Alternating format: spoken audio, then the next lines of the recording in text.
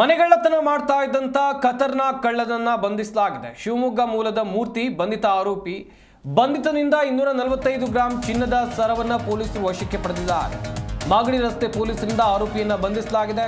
ಸುಮಾರು 20ಕ್ಕೂ ಹೆಚ್ಚು ಕೇಸ್ಗಳಲ್ಲಿ ಮೂರ್ತಿ ಭಾಗಿಯಾಗಿದ್ದ ಎನ್ನುವಂಥದ್ದು ಗೊತ್ತಾಗಿದೆ. ಮಾಗಡಿ ವ್ಯಾಪ್ತಿಯ 5 ಕಡೆ ಕಳ್ಳತನ ಕೇಸ್ ಈತನ ಮೇಲೆ ದಾಖಲಾಗಿದೆ. ಯಾರೂ ಇಲ್ಲದ ಮನೆಗಳನ್ನ ಈತ ಟಾರ್ಗೆಟ್ ಮಾಡ್ತಾ ಇದ್ದ.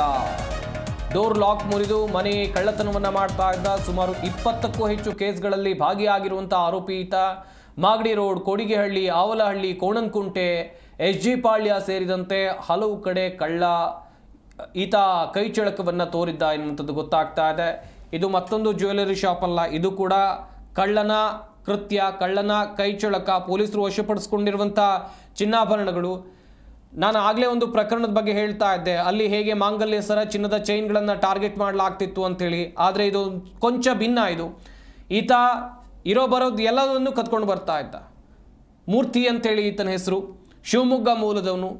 ಬೆಂಗಳೂರಿನ ಸಾಕಷ್ಟು ಠಾಣಾ ವ್ಯಾಪ್ತಿಯಲ್ಲಿ ಈತ ಕಳ್ಳತನ ಮಾಡಿದ್ದ. ಒಂದು ಜ್ಯುವೆಲರಿ ಶಾಪ್ನಲ್ಲಿ ನೀವು ಏನೆಲ್ಲ ಆಭರಣವನ್ನು ನೋಡ್ತೀರಿ ಅಷ್ಟೆಲ್ಲ ಆಭರಣಗಳು ಆತ ಕದ್ದಿದ್ದ. ಚಿನ್ನದ ಸರ, ಚಿನ್ನದ ನೆಕ್ಲೆಸ್, ಚಿನ್ನದ ಉಂಗುರ, ಚಿನ್ನದ ಬಳೆ, ಹಾಗೆಯೇ ಚಿನ್ನದ ಓಲೆ, ವಿವಿಧ ಡಿಸೈನ್ಗಳನ್ನು ನೋಡ್ತಾ ಇದ್ದೀರಿ. ಇದು ಒಬ್ಬ ಕಳ್ಳನ ಕೈಚಳಕ, ಕಳ್ಳನ ಕೃತ್ಯ. ಸದ್ಯ ಈತನನ್ನ ಪೊಲೀಸರು ಕೆಡ್ಡಾಕ್ಕೆ ಕೆಡವಿದ್ದಾರೆ. 20ಕ್ಕೂ ಹೆಚ್ಚು ಕೇಸ್ಗಳಲ್ಲಿ ಮೂರ್ತಿ ಭಾಗಿಯಾಗಿದ್ದ.